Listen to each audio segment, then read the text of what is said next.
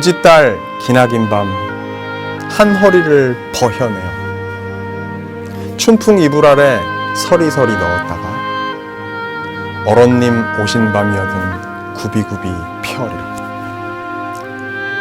불필요할 때 남아도는 시간을 저장했다가 정말 필요할 때 기묘하게 쓸 수 있다면 얼마나 좋을까요?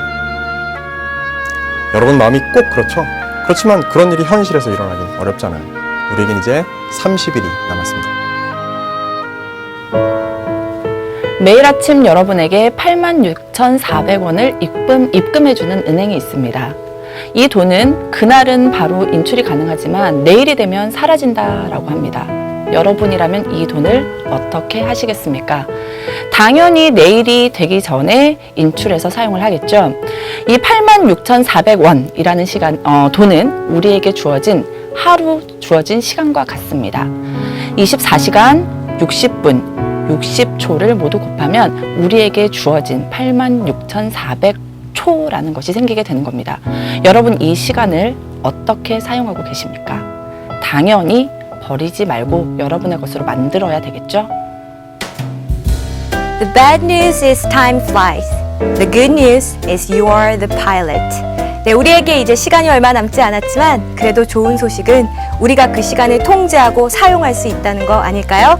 안녕하세요. 스타 강사 특강 수능 D-30 막판 뒤집기 진행의 저는 주혜연입니다. 오늘 함께할 선생님들 만나볼게요. 안녕하세요. 안녕하세요. 네, 저는 EBS 국어 영역 담당하고 있는 남궁민입니다. 안녕하세요. EBS 수학 영역 저는 이하영입니다. 네, 오늘 10월 학력평가 시험이 있었습니다.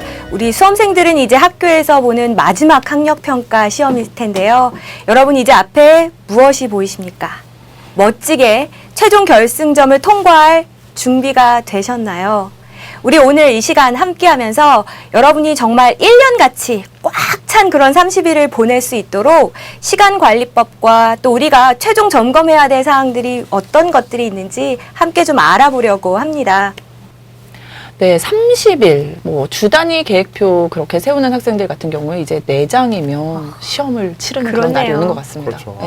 정말 학생들 많이 긴장될 겁니다. 주 단위 계획표 4장. 이제 그거밖에 안 그런데요, 이제 이런 거, 시조 제가 처음에 읊었던 것에서도 그랬고, 또 영어 주연 선생님 잘 모르겠지만, 그쵸. 어려운 문장이었지만, 그래서 결국엔 파일럿마다 사실은 경험하는 시간들이 각기 다를 수 있을 거예요. 절대적인 시간, 동일한 경험하지 않을 겁니다. 네네. 네, 상대적인 경험 가능할 거예요.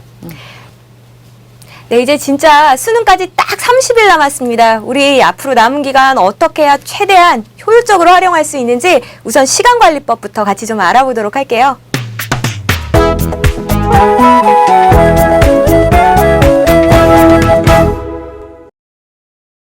네, 먼저 이 주중 시간관리법인데요. 남궁민 선생님, 주중의 시간은 어떻게 활용하는 게 좋을까요? 네, 주중 시간 관리라고 하면 이제 월화수목금 얘기하는 겁니다. 이럴 때 주중 시간 관리는요, 크게 3가지를 한번 생각해 봤어요. 먼저 처음은 이제 지금 이때가 되면 정말 자투리 시간들을 잘 활용해야 됩니다. 그래서 뭐 등하교 할 때라든지 또 뭐 쉬는 시간 잠깐이라든지 그럴 때 자투리 시간 잘 활용하면요, 뭐 문제도 풀 수 있고 뭐 단어도 외울 수 있고 여러 가지가 가능하죠. 그래서 그런 걸 활용을 극대화하라. 첫 번째 팁이고요. 그다음에 두 번째는 이제 정말 시험이 얼마 안 남았기 때문에 수능 시험의 시간표, 그 시간대, 예를 들면 아침에 국어 공부를 하는 거죠. 그렇죠. 그 다음에 점심 가까울 때 수학 공부를 하는 겁니다. 그러니까 학교에서도 여러분들이 자기가 나름대로 자기 시간을 운영할 수 있는 폭이 많아지는 만큼, 커지는 만큼 그걸 되도록이면 공부하는 그 순서와 시간대를 수능 시험 시간대와 맞춰 가는 것도 하나의 유효한 전략이 될 수 있을 것 같아요. 그다음에 세 번째 굉장히 중요한 건데요. 이런 사람 있습니다. 수학 문제, 난 새벽 3시에 풀면 못 풀리는 문제가 없어. 이런 거 가능하죠. 근데 그럼 뭐합니까? 그 시간에 자고 있어야 돼요. 수면 시간을 고정해야 됩니다. 그래서 제 시간에 자고 제 시간에 일어나서 좀 전에 두 번째 요령이랑 엮이는 건데요. 그 시간 안에 수능 시험이 치러지는 시간에 자기의 머리가 제일 잘 활발하게 돌아갈 수 있도록 수면 시간 고정하고요. 생활 패턴을 정확하게 일치시켜 나가는 게 중요합니다. 네, 뭐 저는 수학이기 때문에 이제 좀 수학 쪽으로 얘기를 해드리자면 사실은 쉬는 시간에 우리가 자투리 시간을 잘 활용할 때 수학 공부만큼 좋은 게 없거든요. 그렇죠. 뭐 한 문제 또는 두 문제 정도 풀 수 있기 때문에 쉬는 시간 뭐 5번, 6번이라면 충분히 따로 공부했으면 많은 시간이지만 그렇게 한두 문제씩 풀어나간다면 훨씬 더 좋은 성적을 받을 수 있을 겁니다. 뭐 사실 영어도 단어를 본다든지 아니면 오가면서 이렇게 듣기, 지문을 들어본다든지 이런 것들도 굉장히 좋은 시간 활용법이 될 것 같습니다. 네. 자, 우리 이제 남궁민 선생님께서 주중 시간 활용법 말씀해 주셨고요. 사실 주말은 내가 내 통제대로 마음껏 시간을 활용할 수 있는 정말 소중한 기회거든요. 우리 주말 시간은 어떻게 활용하는 게 좋을까요? 이하영 선생님.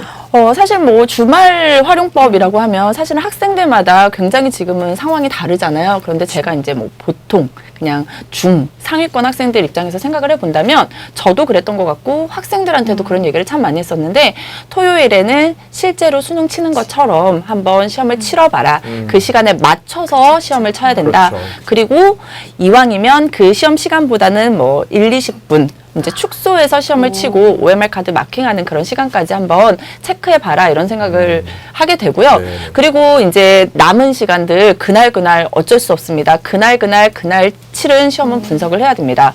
그리고 이제 일요일 같은 경우에는 취약한 과목들이 있죠. 이제 사실은 우리가 국영수긴 하지만 탐구 영역이 굉장히 중요한 시기이거든요. 그래서 뭐 사회나 사회 탐구나 과학 탐구에 취약한 부분이 있다면 그 시간을 활용해서 주말에는 조금 더 집중해서 공부를 하면 좋을 것 같습니다. 네, 네. 전략이 아주 선명하네요. 그렇죠. 토요일은 자기 혼자 시험 탁 치고 그렇죠. 정리하고 네. 그 일요일은 자기가 특별히 약한 과목 그렇죠. 정리하고. 네.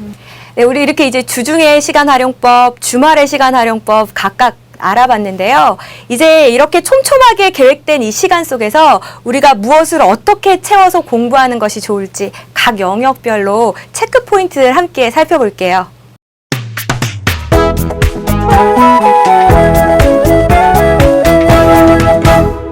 수능 시험의 1교시가 국어이듯이 첫 순서라는 건 국어의 숙명과도 같은 것인가 봅니다. 자, 첫 번째 이제 국어 영역의 D-30 체크 포인트가 뭔지를 한번 저와 함께 짚어보도록 하겠습니다. 정말 30일 남았다. 마지막 마무리 어떻게 해야 될 것인가 굉장히 걱정이 많은데요. 첫 번째, 연계 교재를 최종 점검하라. 정말 누차 강조해왔던 그러나 또 한 번 마지막으로 강조하고 싶은 그런 이야기입니다. 정말 최종 점검할 때 어떻게 해야 될지 막연한 학생들 많을 텐데요. 그런 학생들을 위해서 EBS가 준비해두지 않았습니까? 국어형 같은 경우에는 제가 정리를 해놨습니다. 연계교재 최종 점검이라는 강의가 있죠.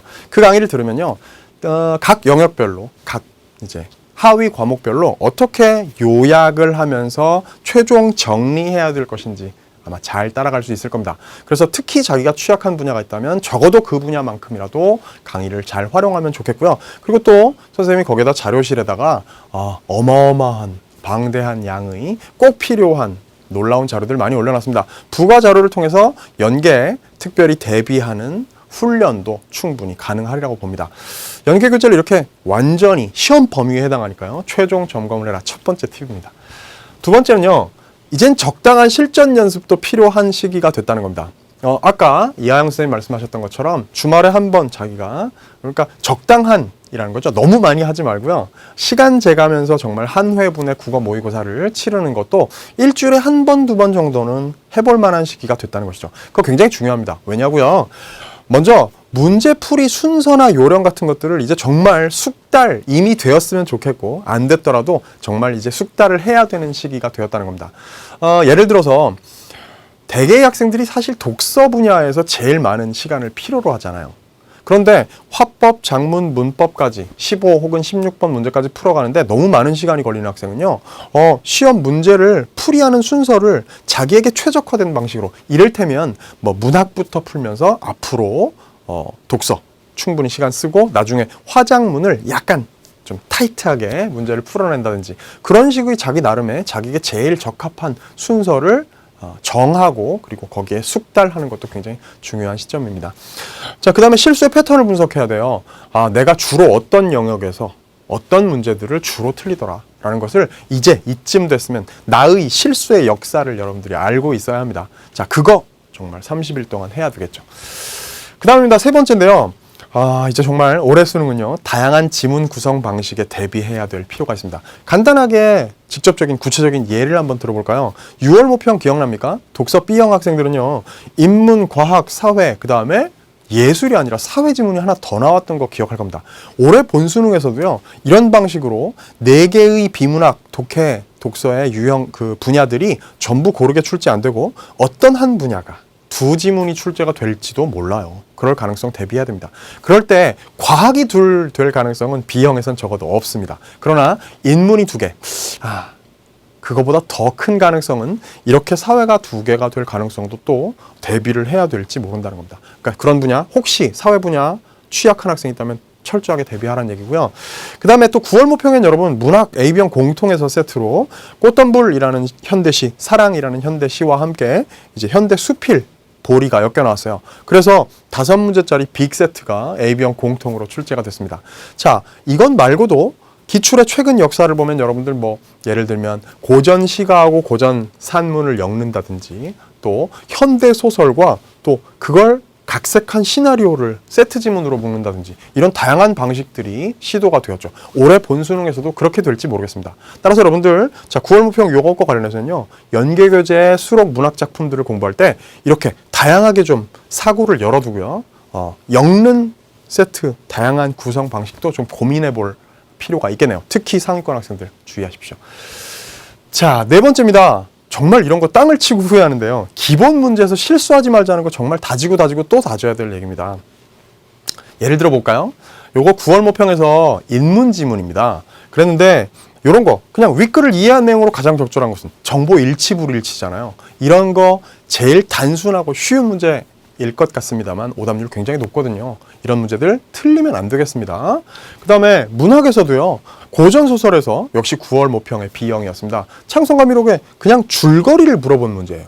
단순한 문제지만 이런 기본 문제 틀리면 나중에 정말 땅을 치고 후회하죠. 그렇죠? 자, 기본 문제 제대로 잡았다면요.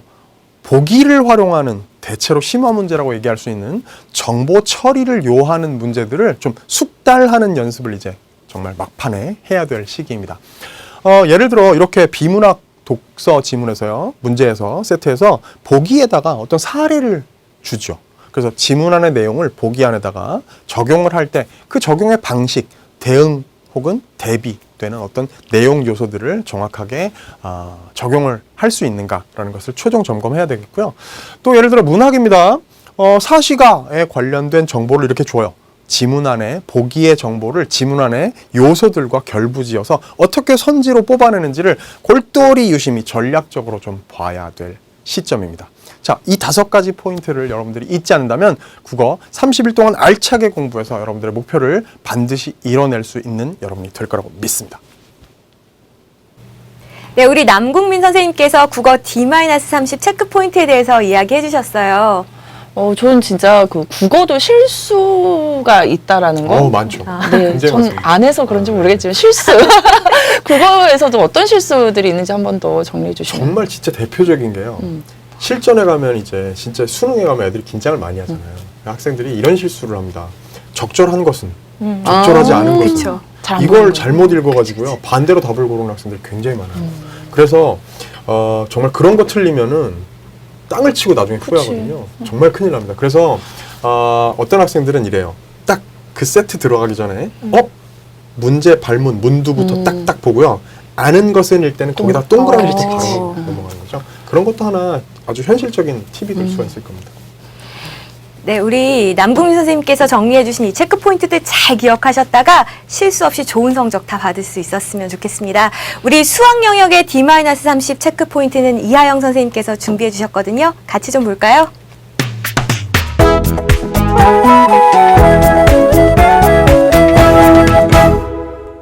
네, 남은 30일 수학 체크 포인트입니다. 여러분 뭐 수학은 30일 남았는데 무엇을 하겠느냐라고 생각하실 수 있겠지만 여러분이 해야 될 일들 제대로 하신다면 반드시 좋은 결과가 있을 겁니다.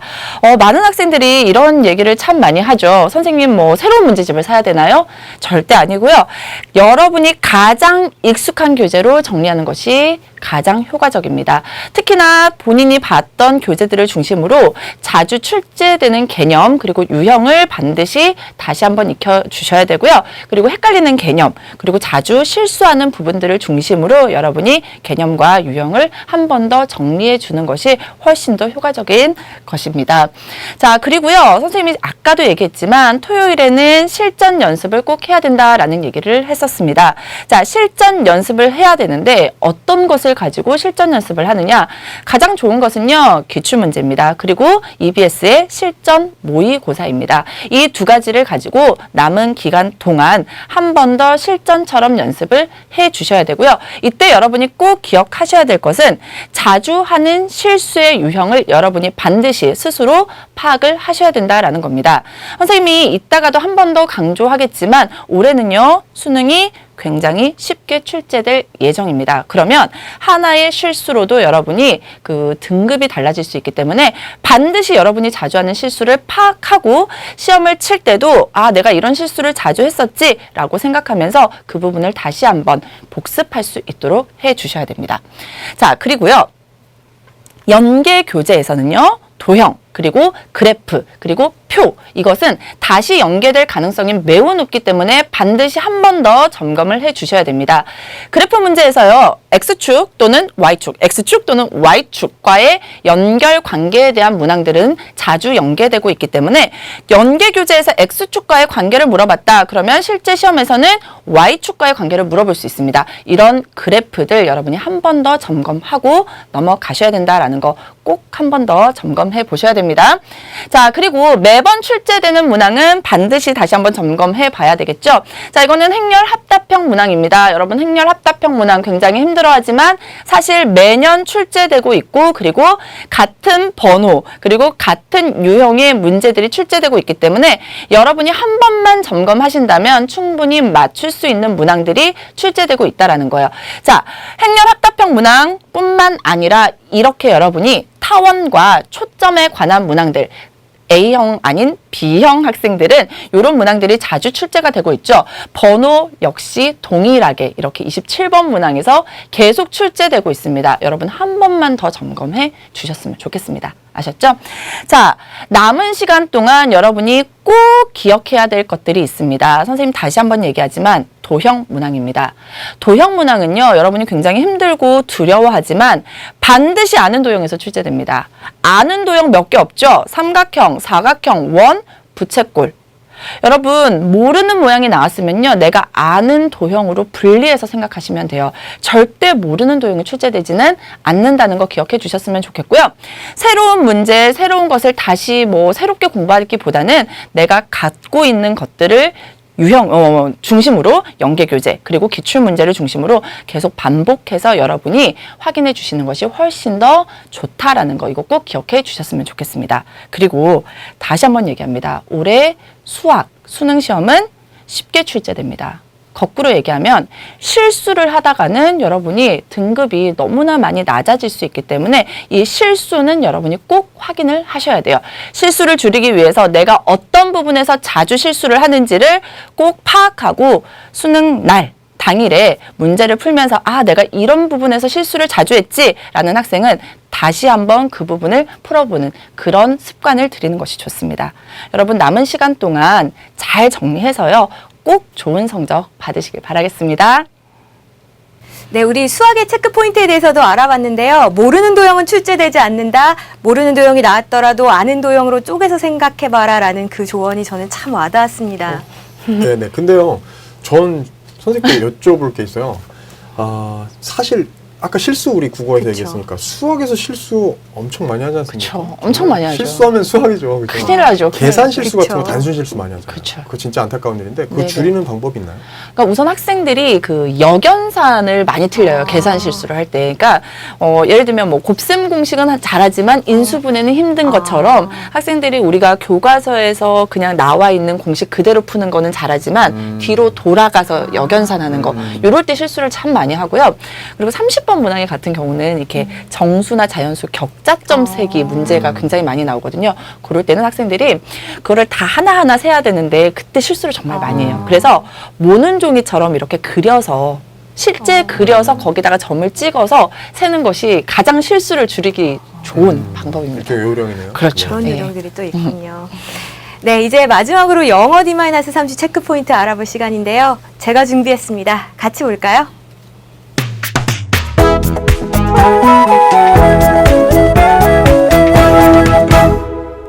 네, 이제 체감 연계율이 가장 높은 과목 절대 놓칠 수 없는 영어의 D-30 체크 포인트 저랑 함께 확인해 보시죠. 여러분 남은 기간 어떻게 공부해야 될지에 대한 생각을 아마 많이 하고 계실 겁니다. 남은 기간 공부의 비중을 연계복습 70 그리고 실전 감각을 키우는데 30 정도의 비중을 가져가셔서 공부하셨으면 좋겠습니다. 물론 지금 연계 공부가 얼마나 되어 있느냐에 따라서 이 비중이 조금 커질 수도 있고 조금 작아질 수도 있겠지만 중요한 사실은 어쨌든 연계 복습 쪽에 조금이라도 더 비중을 둬야 한다는 거 여러분이 잊지 않으셨으면 좋겠고요. 그러면 쌤 복습을 하려고 하는데 도대체 어떤 쪽에 더 비중을 두어서 우선순위를 두어서 복습을 해야 될까요? 아마 그런 생각들 하실 겁니다. 여러분 일단은 유형 중에서도요. 이렇게 연계 출제하기가 용이한 지문들이 있습니다. 그래서 중요도가 더 높은 유형들부터 먼저 여러분이 복습해 나가신다면 더 효과적인 복습이 될 것 같습니다. 뭐 예를 들자면 빈칸 추론이라든지요. 아니면 요약문 완성이라든지 간접 쓰기라든지 이런 류의 지문들은 사실 출제자의 눈으로 봤을 때에는 다른 유형으로 연계하기가 참 용이하니까 이런 유형들 좀 먼저 챙겨보셨으면 좋겠고요. 우리 난이도별로 생각을 해보자면 우리 EBS 아이사이트에 탑재되어 있는 최종 점검이라는 강의가 있습니다. 대표 선생님들께서 고심에 또 고심 끝에 골라놓은 지문들이니까 이 지문들 먼저 보는 거 괜찮을 것 같죠. 또 내가 틀렸던 문항, 어려웠던 문항 이런 문항들에 당연히 우선순위를 두고 복습한다 이렇게 생각하시면 되겠습니다. 자, 그럼 이제 복습할 때 어떻게 해야 되느냐 그런 생각 드실 겁니다. 일단 여러분 필기가 잘 되어 있는 그 책으로 보시면 몰라도 아는 것 같이 보여요. 그러니까 어떻게 가능하면 깨끗한 지문으로 다시 보셨으면 좋겠습니다. 자, 그 다음에 여러분 참 신기하게 해석이 다 되지 않아도 답은 기억날 겁니다. 그러니까 여러분이 다시 보실 때는요. 정답 확인 위주가 아니라 반복되는 핵심어 위주로 공부하셨으면 좋겠습니다. 제가 예를 하나 들어드릴게요. 여러분 인터넷 수능 2 교재에 이제 이런 내용이 있었어요. Takes all sorts of liberties with colors 라고 해서 뭐 색깔을 가지고 온갖 종류의 자유를 취한다. 이게 나름 핵심어였는데 아직 무슨 내용인지 파악하기에는 좀 무리가 있을 겁니다. 자, 그래서 다시 한번 반복을 합니다. Tones them down. 색깔의 색조를 낮춘다. 아까보단 조금 낮지만 여전히 와닿지 않죠. 자, 다시 한번 반복합니다. Are seen in the generalized way. 뭔가 일반화된 방식으로 본다. 아, 그리고 나니까 이제 좀 이해가 되네요. 붉은색이라고 해도 사실 색상표를 보면 명도, 채도에 따라서 엄청나게 많은 붉은색이 있는데 우리 그냥 다 뭉뚱그려서 빨강 이렇게 부르잖아요. 그런 현상을 이야기하는 거고요. 이걸 다시 한번 see the colors one expects to see 라는 표현으로 반복하고 있으니까 여러분이 복습하실 때에는 핵심어가 어떻게 바뀌어서 반복되고 있는지 챙겨두셨으면 좋겠고요. 자, 또 여러분이 살펴보셔야 될 것이 지문의 논리전개 방식입니다. 사실 수능에서 사용하는 지문의 논리전개 방식 그다지 많지 않습니다. 여러분이 남은 기간 안에 충분히 정리하실 수 있어요. 일반화 이야기를 먼저 한 뒤에 구체적인 사례를 든다든지 아니면요. 우리 통념, 많은 사람들은 이렇게 생각하죠. 하지만 사실은 아니에요. 통념 비판의 구조라든지 혹은 실험 결과, 우리 수능이 참 사랑하는 지문의 논리 구조죠. 혹은 우리 앞에 것과 뒤에 것이 비슷한 논리 구조를 사용하는 유사, 혹은 또 다른 소재를 나열하는 나열, 상반되는 소재를 가져가는 대조 이렇게 지문 논리 전개 방식별로 여러분이 다시 한번 연계교재 지문들을 정리하신다면 아, 이 부분이 출제 포인트구나 라는 것을 굳이 시중에 있는 변형 문제집 의존하지 않으시더라도 여러분이 충분히 파악하실 수 있을 겁니다. 여러분 끝날 때까지는 끝난 게 아니다라는 이야기 여러분도 잘 알고 계시죠? 여러분 쉬운 수능은 여러분에게 정말 하늘이 내린 기회가 될 수도 있습니다. 남은 기간 잘 정리하셔서 꼭 영어 만점의 꿈 이루셨으면 좋겠습니다. 아, 네. 굉장히 구체적인 팁을 주셨어요. 네. 그래서 뭐 반복되는 어구에 주의하라든지 네. 굉장히 인상적인 영어 공부하고 싶게 만드는 그런 갑자기. 네, 네. 아유, 감사합니다. 자, 이제 우리 이 자리에 함께하지는 못했지만 탐구 영역 선생님들도 각자 체크 포인트를 준비해 주셨다라고 합니다. 우리 EBS의 대표 탐구 영역 선생님들은 올해의 수능을 어떻게 바라보고 계신지 같이 좀 만나보도록 할게요.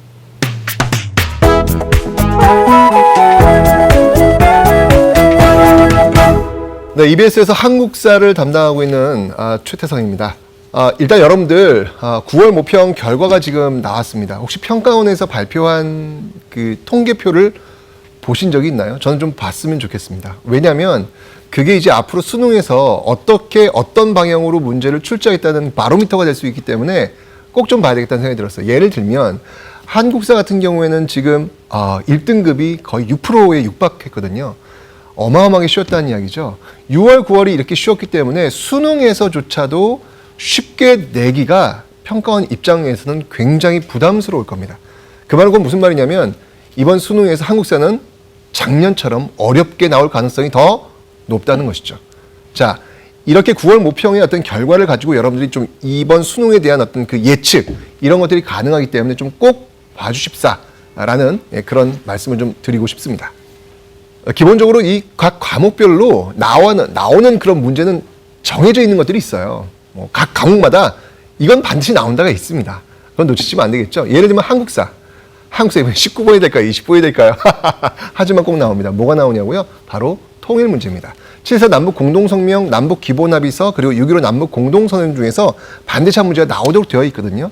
한국사와 마찬가지로 다른 과목도 역시 마찬가지로 나오는 문제는 정해져 있습니다. 여러분들이 그 평가원의 기출문제를 분석하시면 그런 문제들이 보이실 거예요. 평가원 기출문제는 굉장히 많은 정보들이 있기 때문에 그런 정보들을 흘리지 마시고 문제 푸는데 너무 연연하지 마시고 거기에 있는 정보를 자기 것으로 소화하는 것. 남은 기간 중에 여러분들이 꼭 하셔야 될 일입니다. 안녕하세요. 박보미입니다. 네, 여러분 요즘 더 걱정이 많으시죠? 한 달 앞으로 다가오니까 오히려 더 뭘 해야 될지 모르겠다. 공부를 한 학생도 그렇고 그동안 열심히 해왔던 학생도 갈피를 못 잡는 경우가 많이 있었습니다. 그중에서 학생들이 질문하는 것 중에 하나는 과거의 기출문제들 보니까 뭐 최근에 보지 못했던 유형들도 나오는데 갑자기 수능에서 그런 거 나오면 어떡해요? 예를 들어서 가족문제 표분석이라든가 아니면 농촌 도시 뭐 표분석 문제 이런 거 나오면 어떡해요? 이렇게 막 걱정하더라고요. 여러분 6월 모의평가랑 9월 모의평가를 치르는 이유는 무엇이냐면 수능에 이런 문제들이 나올 것이다 라고 예시해서 보여주는 것입니다. 그렇기 때문에 수능은 6월과 9월의 범위 내에서 나온다는 사실, 그래서 걱정을 좀 덜으셨으면 좋겠고요. 또 하나 최태성 선생님도 말씀하셨지만 이 사회탐구에서는 나오는 문제가 정해져 있습니다. 그거 어떻게 찾으면 되냐면요. 6월 모의평가와 9월 모의평가 단원별로 어떤 개념들이 출제되었는지 쭉 한번 적어보세요. 공통적으로 출제되는 것이 수능에 나올 겁니다. 여러분 마지막 남은 기간 한 달 동안은 무엇보다 일어나는 시간 그리고 잠자리에 드는 시간 이거 일정하게 맞추시는 거 너무 중요한 거 알고 계시죠? 마지막까지 끝까지 힘내셔서 여러분이 수능에서 나올 수 있는 최고의 성적, 여러분이 나올 수 있는 최고의 성적이 수능에서 나오길 바랍니다. 안녕. 네, 여러분 반갑습니다. 우리 EBS에서 생명과학을 강의하고 있는 여한종입니다. 이제 수능이 30여일 앞으로 남아 있습니다. 이제 불안감이 정말 클 시기인 것 같습니다. 하지만 불안감이라고 하는 것은 실체를 모를수록 더 크게 느껴진다라고 해요. 실체라고 하는 건 뭘까요? 과연 수능이 뭘까? 여러분들이 수능에 대해서 분명하게 아신다면 그에 대한 대비가 확실히 될 수 있을 거고요. 여러분이 수능에서 어느 정도의 결과가 나올지가 아마 예상이 되실 거예요. 실체는 여러분이 올해 보셨던 2번의 모의평가가 있습니다. 그 2번의 시험을 통해서 어떻게 출제할 것이고 여러분들이 어떠한 약점이 있으며 결국 어느 정도의 성적이 나올 것인지가 거의 판가름이 나 있다라고 보시면 되겠어요. 내가 긴장을 많이 한 편이라면 시험에서 긴장을 안 할 수 있는 방법을 생각해 보셔야 되겠고요. 내가 아직도 여전히 풀지 못했던 약점이 있다면 그 약점을 내가 어떻게 극복해야 할지, 내가 시간이 부족해서 항상 마킹을 정확히 하지 못한다면 어떻게 하면 내가 시간 안배를 잘 해야 될지, 그런 것들 여러분들이 꼼꼼하게 따져보실 수 있는 시간이 탐구는 여전히 남아 있습니다. 그래서 첫 번째, 여러분이 실수를 많이 한다면 어떻게 하면 시험지 풀 때 조금 더 실수를 줄일 수 있는 방법이 있을까? 그런 것들 좀 고민해 보시고, 또 여전히 취약한 약점 단원이 있다면 뭐 약점 체크 집중 경락이라든지 여러분 특정 개념 교재의 그 부분만 EBS 강의를 잠깐씩 활용해 보셔도 괜찮을 것 같아요. 중요한 것은요, 여러분이 새로운 것들을 자꾸 보려고 하지 마시고요. 지금까지 보았던, 지금까지 여러분들의 손때에 묻었던, 꼭 여러분들이 단거나 노트가 없더라도 여러분이 가장 많은 시간을 투자해서 보셨던 교재가 있을 거예요. 그 교재를 다시 한번 보세요. 여러분이 했던 그러한 말투라든지 여러분이 했던 필기가 그대로 수능 시험에도 재현된다고 보셔야겠어요. 여러분의 습관이 시험에도 그대로 표현된다는 생각을 가지시고 자꾸 새로운 것을 보시려고 하지 마세요. 저희 반 아이들도 뭐 새로운 거 없나요? 뭐 새로운 문제 없어요? 이런 질문들을 하더라고요. 그래서 제가 했던 얘기는 수능 특강, 수능 완성, 문제는 수능 완성 중심이고 개념은 수능 특강 중심으로 다시 한번 니네들이 약점 또는 필요한 개념이 있다면 확인했으면 좋겠다라고 얘기했어요. 여러분도 꼭 그렇게 명심하시고요. 또 세 번째로 여러분들 시간 안배죠. 요즘에 과학탐구 영역도 특정한 문제들이 상당히 시간을 많이 소요하는 문제들이 나와요. 일종의 수학에서 얘기하는 킬러형 문제가 과학탐구에도 확인되고 있습니다. 그렇기 때문에 여러분들이 이렇게 한번 생각을 해보세요. 내가 킬러형 문제까지도 다 풀 것이냐, 수능에서. 아니면 킬러형 문제 말고 나머지 문제를 보다 정확도 있게 풀어낼 것이냐. 시간 안배에 대한 문제가 되겠죠. 그런 것들로 여러분이 생각하시면 되겠습니다. 약점을 내가 정해진 시간 동안에 극복할 수 있을 것이냐, 아니면 지금까지 했던 것들을 조금 더 단단하게 개념을 정리할 것이냐, 그런 것들 좀 자기 스스로가 방향을 잡으시고요. 남은 시간 동안에 준비하시면 좋겠습니다. 자, 일단은 다 여러분이 아는 것들이 나올 것이라는 생각을 가지시고요. 끝까지 자신감을 잃지 말고 했으면 좋겠습니다. 수험생 여러분, 화이팅! 네, 우리 탐구 영역 선생님들께서 준비하신 체크 포인트까지 같이 들어봤습니다. 영어에 back to the basics란 이야기가 있는데요. 역시 기본으로 다시 돌아가서 기본 개념부터 제대로 정리해라 라는 그런 말씀이시네요.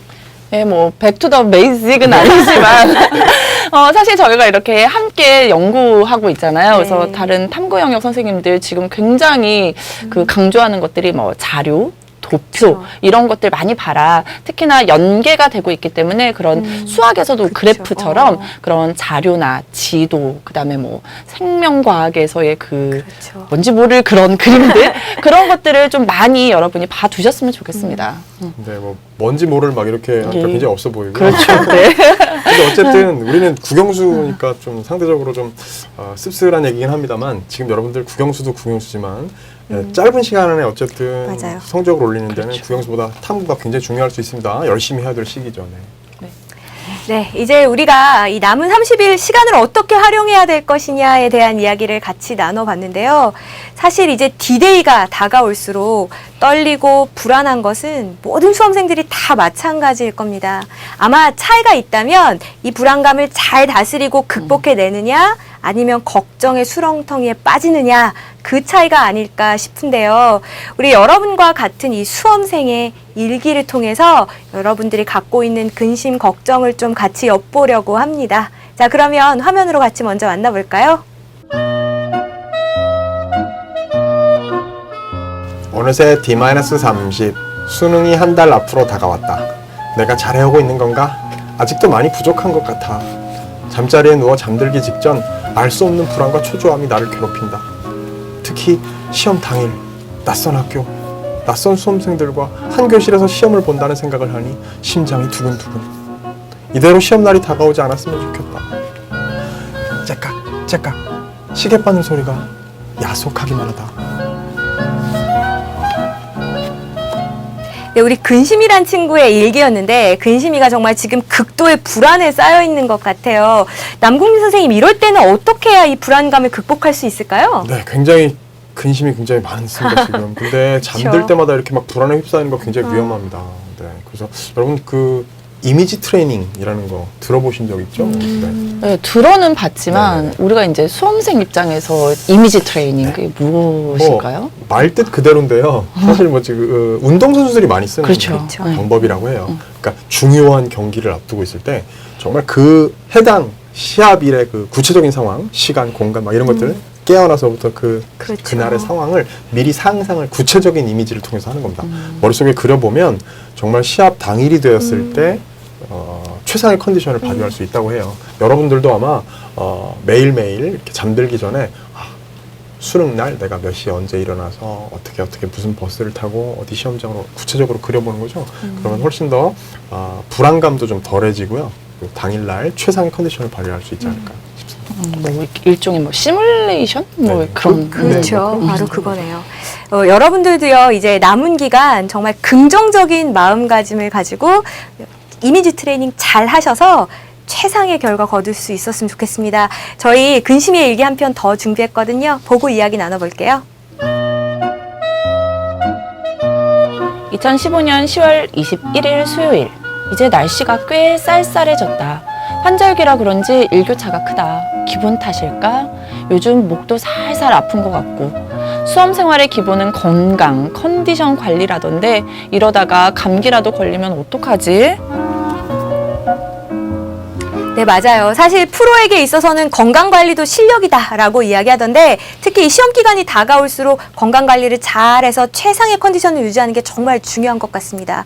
뭐 남궁민 선생님, 특별히 약물 이런 거에 의존하지 않더라도 생활 습관만으로도 충분히 건강 유지할 수 있죠. 네, 저 이제 먹는 거 먼저 말씀드리려고 그래요. 굉장히 중요하죠. 특히 이제 좀 감기 걸리거나 이러면 안 되니까 면역력 강화를 위해서 비타민 C가 많이 함유된 뭐 과일 같은 걸 많이 먹는다든지 이런 거 굉장히 좋다고 하고요.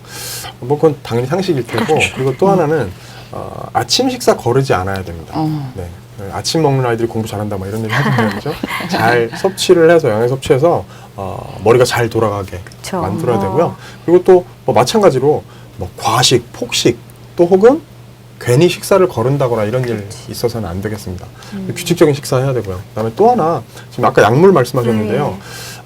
많은 학생들이 이제 고민을 하죠. 이런 얘기 저런 얘기를 막 듣는데 그렇죠. 시험 당일에 너무 긴장이 되니까 뭐 안정제 같은 종류의 약을 먹고 막 이런 학생들이 있어요. 그렇죠. 근데 잘못하면요 그게 역효과가 벌어집니다. 너무 진정이 돼가지고 너무 안정이 돼버리는 거죠. 적당량의 긴장은 오히려 성적을 올려주거든요. 맞아요. 근데 그걸 이제 인위적으로 막 네. 안정을 시키다가 어, 잘못되는 경우가 많이 있죠. 맞아요, 맞아요. 이하영 선생님은 또 어떤 건강관리 팁 우리 수험생에게 줄 수 있을까요? 저는 사실은 이 그 D-30 이 얘기를 듣고, 아, 나는 어떻게 했었을까, 이런 생각을 사실은 했었어요. 네. 근데 저도 사실은 그 쉬는 시간이나 아니면 이렇게 굉장히 졸린 시간 또는 자기 직전에 이렇게 스트레칭 같은 거를 꽤 많이 했던 것 같아요. 그러면 약간 몸도 약간 이완이 되고, 그리고 좀 잠도 잘 오고, 이랬던 것 같은 기억이 들고요. 그래서 간단한 맨손 체조 같은 거 하는 것도 좋을 것 같고요. 그리고 저는 이렇게 저녁 시간이나 점심 시간에 밥을 먹고 나면 그 학교에 남아서 공부를 했었는데 친구들이랑 가볍게 산책을 했었어요. 진짜 좋아요. 학생 친구들끼리 얘기도 하고 뭐 가볍게 길지 않게 이렇게 한 바퀴 돌고 나면 좀 요즘 특히나 왜 운동 계속 앉아 있잖아요. 그러면 이렇게 변비가 온다던가 이러면 또 공부하는데 굉장히 집중이 안 되거든요. 그래서 소화불량 같은 것을 조금 더 줄여주지 않았었을까 그런 생각이 들고요. 그리고 이제 이거는 뭐 정말 기본적인 것이지만 아프면 안 되잖아요. 이제 감염이 되면 안 되기 때문에 뭐 손 씻기 그리고 뭐 머리도 잘 감고 이런 그런 정말 제가 위생 관리 철저히 해주셔야 된다라는 거 이런 것까지 제가 얘기를 해야 될 것 같습니다. 그리고 학생들이 이제 마음이 조급하다 보니 밤늦게까지 자꾸 공부를 하려고 그러고 아 오늘 공부 좀 잘 되는데 오늘은 막 새벽 2시까지 해야지 이렇게 하면 다 무너질 수가 있어요. 그래서 좀 정해진 시간에 잘 자고 그리고 규칙적으로 아침에 일찍 일어나고 이러한 그런 규칙적인 습관을 좀 들였으면 좋겠습니다. 그렇죠. 네. 우리 공부에 있어서도 그렇지만 생활 습관, 건강에 있어서도 항상 기본적인 것이 중요한 것 같아요. Back 여러분 to the 식습관, 그렇죠. Back to the basics. 식습관부터 여러분 체조 이런 건강 관리까지 잘 하셨으면 좋겠습니다. 자, 이제 마지막 근심이의 일기 준비되어 있는데요. 같이 화면으로 먼저 볼게요. 내가 여태까지 공부한 교과서, 문제집, 정리 노트가 책상 한 구석에 차곡차곡 쌓여간다. 이 책들을 보고 있으면 마음은 든든하지만 수능날 무엇을 가져가야 좋을지 생각하니 고민이 된다. 이 많은 책을 다 싸가지고 갈 수도 없고 모두 나의 소중한 책인데 어떻게 하면 좋지? 네, 실제로 우리 수험생들이 이런 고민 참 많이 하더라고요. 뭘 가져가야 좋을까라는 그런 생각. 남궁민 선생님, 우리 수험생들이 가져가야 할 물건 혹은 가져가서는 안 되는 물건 뭐 이런 것들이 따로 정해져 있나요? 네네. 가져가지 말아야 될 물건은 굉장히 우선 중요합니다. 네. 가져가면 안 됐는데 가져갔다? 큰일 납니다. 잘못하면 뭐 부정행위 간주되고 뭐 이러죠. 그렇네요. 그래서 우리가 여기 지금 밑에 설명 나가는데요. 일단 기본적으로요. 모든 전자기기는 일단 조심해야 돼요. 그래서 저기 나옵니다. 뭐 휴대용 전화기, 디지털 카메라, MP3 플레이어, 전자사전, 뭐 여러 가지 이런 전자기기들은요. 일단 위험해요. 그러니까 뭐 시계도요. 저렇게 무슨 다른 이외의 무슨 시간 표시 이런 거 이외의 기능이 있는 그런 시계는 위험하니까 가져가지 않도록 해야 되고요. 그리고 이거 한 가지는 기억하셨으면 좋겠어요. 뭐냐면 혹시 내가 모르고 가져왔어요. 네. 근데 거기서 처음에 시험 시작하기 전에 이제 감독관 선생님이 설명을 또 다시 해주십니다. 거기서 뭐가 내가 안 가져왔어야 되는데 가져왔다? 제출을 하면 돼요. 그러니까 너무 걱정하지 말고 대신 아침에는 정신 똑바로 차리고 설명 듣고 잘못 가져온 거 있으면 내라. 네, 그게 중요합니다.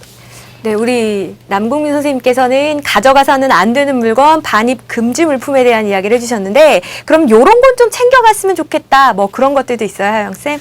근데 사실은 우리가 수능을 치러 가면 거기서 다 주잖아요. 아, 그쵸. 그쵸? 그것만 갖고 시험을 치면 참 좋은데 이게 좀 불안해하는 학생들이 있어요. 맞아요. 내 것으로 꼭 풀어야 된다. 그래서 뭐 연필이라던가 뭐 컴퓨터용 수성 사인펜 같은 거는 본인의 것을 챙겨가도 괜찮습니다. 그리고 뭐 답안 수정할 때 그 예, 수정 테이프 이런 것들은 본인의 것을 챙겨가도 되고요. 그리고 이제 아까 시계 얘기했었지만 전자 그 시계가 그렇죠. 아닌 그런 시계는 사실 필요하거든요. 반드시 필요하죠. 그렇죠. 그래서 예. 꼭 그런 시계는 꼭 아침에 꼭 그 문 앞에다 놔뒀다가 꼭 챙겨 가셨으면 좋겠습니다. 뭐 그런 것 외에는요. 사실은 우리가 수능 날 당일에 필요한 것들은 다 챙겨서 드리니까 너무 걱정하지 않으셔도 될 것 같고 수험표, 신분증 이거는 마지막까지 꼭 챙겨 가셨으면 좋겠습니다. 네, 이하영 선생님 말씀대로 수험표, 신분증 그리고 시계까지 꼭 챙겨가셨으면 좋겠고요. 저는 여러분께 이 마지막 시험 중간중간 쉬는 시간에 한 자라도 더 보고 싶은 여러분들의 마음이 있잖아요. 그러니까 기왕 가져가실 거면 여러분의 손때가 묻은 특히 개념 공부 단계에서 만들어 놓은 단권화 노트가 있다라고 하면 그 책을 좀 챙겨가셨으면 좋겠고요. 내가 미처 못 봤는데 이 책 가져가서 봐야지 이건 좀 아닌 것 같습니다. 여러분이 이미 공부하셨던 교재들 위주로 챙겨가신다면 여러분 수험장에서 든든한 여러분의 지원군이 되어주지 않을까 생각합니다. 네, 이렇게 해서 우리 근심이의 일기를 통해서 마인드 컨트롤, 건강관리법, 뭐 유의사항에 대한 이야기까지 같이 나눠봤는데요. 이제 마지막으로 우리 수험생들에게 좀 전해주고 싶은 응원의 한마디가 있다면 남궁민 선생님 어떤 이야기 해주고 싶으세요? 네. 저는 이렇게 올해 강의들 수험생 대상으로 한 강의들 마지막 시간에 이런 얘기했습니다. 수능 1교시 제일 긴장되는 시간에 너의 곁에 서 있겠다 라는 얘기를 했어요. 근데 그게 그냥 단순하게 괜히 멋있어 보이는 말을 하는 게 아니라요. 함께 공부했던 시간들이 농밀하게 존재하기 때문에 여러분들 제일 긴장된 1교시에 선생님 옆에서 오디오 지원해 줄 수 있습니다. 이게 왜 맞고 이게 왜 틀린지 여러분들의 머릿속에 여러분들의 가까이에서 선생님이 손 꼭 잡고 함께 문제 푼다라는 그런 응원의 얘기를 해주고 싶어요. 걱정하지 말고 너무 겁먹지 말고요. 떨지 말고 제 실력 잘 발휘하시기 바랍니다. 네, 저는 아까도 이 건강에 대한 얘기를 계속 했었는데요. 저는 사실 그 수능 치기 한 달 전에 제가 다리에 깁스를 하는 그런 사고를 만났었어요. 그래서 결국 수험장에 저도 깁스를 하고 이렇게 시험을 치러 들어갔었고 그 담임의 그 학생들인 것처럼 제가 고등학교 3학년 학생들 담임을 할 때마다 학생들이 뭐 농구를 하다가 팔을 다친다던가 축구를 하다가 다리를 다친다던가 이런 일들이 참 많았었거든요. 제발 끝까지 여러분 건강관리 철저하게 잘 해주셨으면 좋겠고요.